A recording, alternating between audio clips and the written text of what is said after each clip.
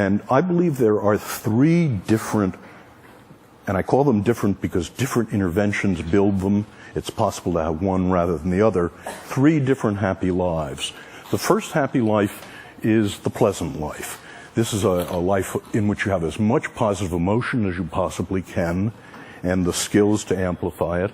The second is a life of engagement, a life in your work, your parenting, your love, your leisure. Time stops for you. That's what Aristotle was talking about. And third, the meaningful life. So I want to say a little bit about each of those lives and what we know about them. The first life is the pleasant life.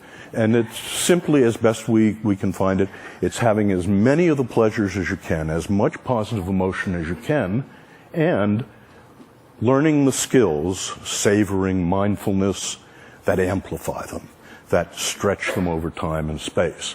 But the pleasant life has three drawbacks, and it's why positive psychology is not happyology, and why it doesn't end here.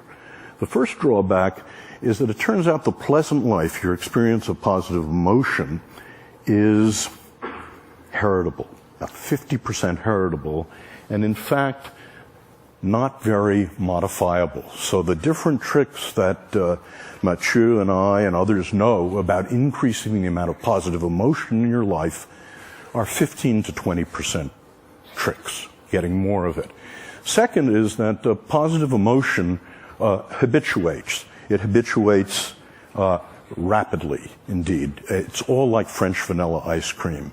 The first taste is 100%. By the time you're down to the sixth taste, it's gone. And as I said, it's not particularly malleable. And this leads to the second life. And this is indeed what Mike Csikszentmihalyi has been talking about flow, and it's distinct from pleasure in a very important way.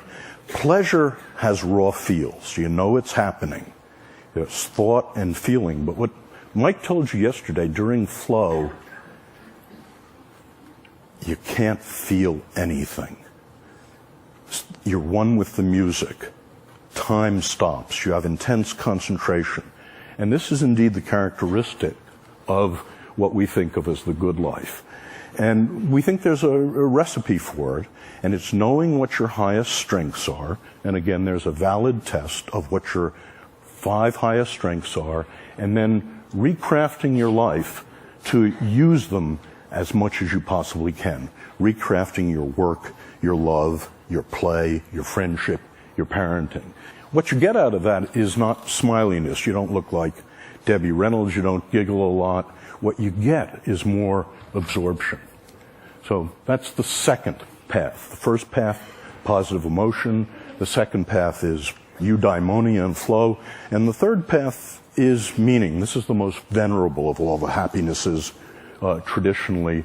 And meaning in this view consists of, very parallel to eudaimonia, it consists of knowing what your highest strengths are and using them to belong to and in the service of something larger than you are.